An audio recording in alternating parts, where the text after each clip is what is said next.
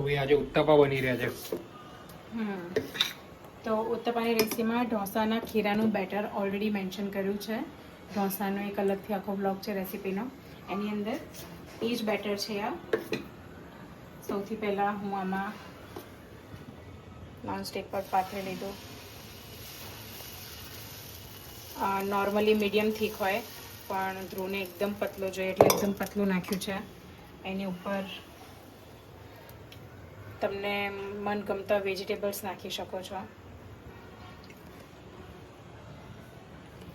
ડુંગળી છે, ટામેટા છે, કોબીજ છે, કેપ્સિકમ છે, ગાજર છે, લીલા મરચાં છે, કોથમીર છે.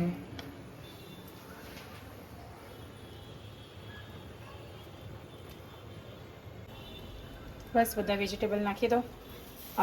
તમને ક્રિસ્પી કરવો હોય તો એકદમ ધીમાથી મીડિયમ તાપે કરવાનો, અને થોડું સોફ્ટ કરવો હોય તો મીડિયમથી થોડું ફૂલ તાપ લેવાનો.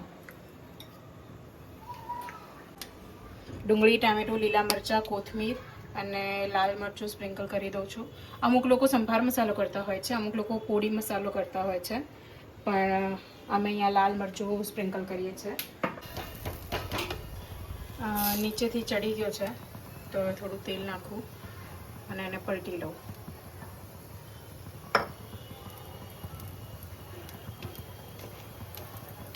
આવી રીતે દબાઈ દઈશ તો ઉલટતી વખતે બધું છૂટું નહીં પડે.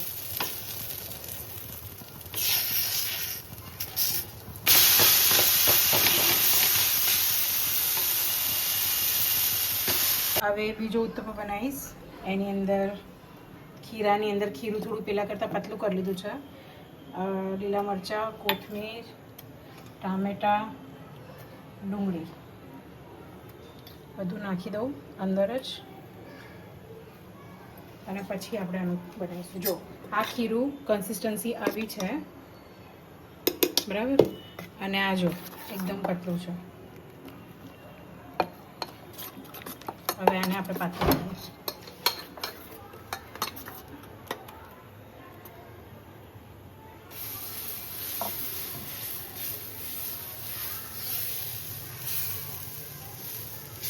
એકદમ પુડલા ટાઈપ એકદમ પતલું થશે આ.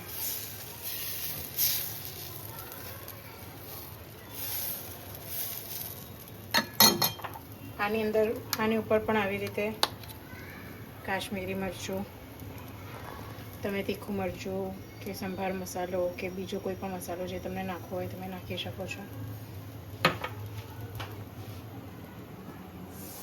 જો આપણું ઉત્તપા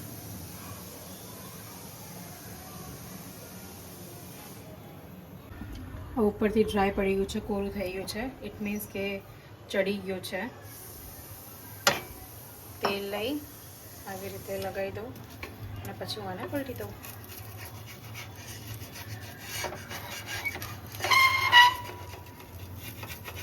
આજે ટામેટા ચોપરમાં કર્યા છે ને તો અનઇવન એ થયા છે, અમુક મોટા પીસ રહી ગયા છે.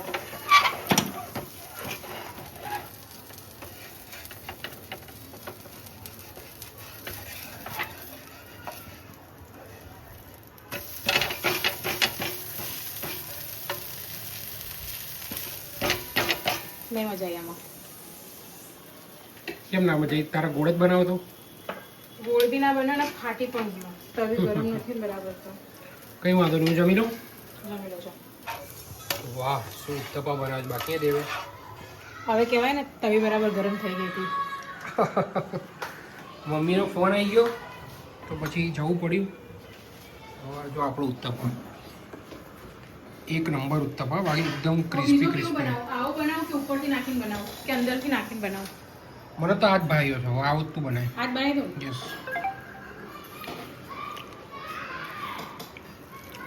એકદમ બટરમાં તો 4 ચાંદ લાગી જાય. બટરમાં જ બનાવું તો હવે બહુ હેવી પડશે પણ નહીં, સાદો જ બને, વાંધો નહીં. થોડો તીખો બને. ઓકે. બટરમાં જ બને ભાઈ. ગજબ હો, ગજબ દેવ, ગજબ.